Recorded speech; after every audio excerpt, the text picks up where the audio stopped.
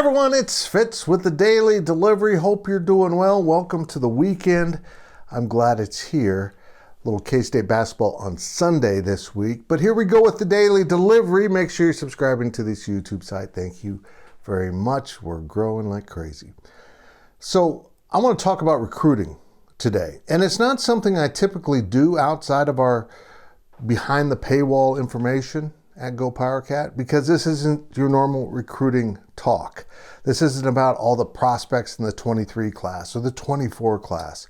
Instead, I'm going to look back and learn some lessons from what we saw in the 22 class, what K-State gained from recruiting. And it wasn't necessarily a bunch of freshmen, although some true freshmen did contribute in a big way in K-State's win over TCU in the Big 12 championship. But the two biggest recruiting victories for Kansas State last year weren't newcomers. They weren't transfers.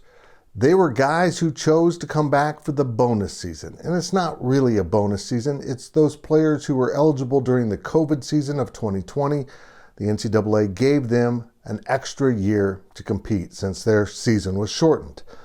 And two players of significance did so for Kansas State. That was Eli Huggins at nose tackle and, of course, the incredible Ty Zentner at punter, and then eventually taking over the kicking duties.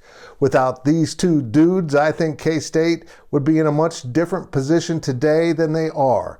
They are Big 12 champions, but I think it's safe to say it was a fine line between getting the victory over TCU and not, and maybe either one of those guys would have been the difference if you hadn't had them.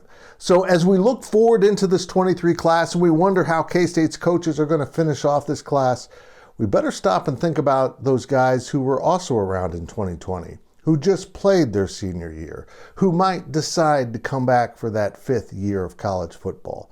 Is it an offensive lineman?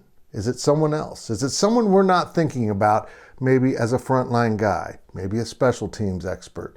We don't know. But right now, the face of college football is so different than just a few years ago. You've got the transfer portal, the COVID seasons, and all of this going on. And K-State has done a good job of taking advantage of it. Is there another Eli Huggins about to come back? Well, maybe, and it might be on the other side of the ball. I think K-State's offensive linemen have some business they want to complete. Whether that's another Big 12 championship or getting to the playoff, I'm not sure. But keep an eye on that group, because there are some intriguing possibilities of guys that might return for that bonus season. And that is a bonus for everyone associated to K-State football.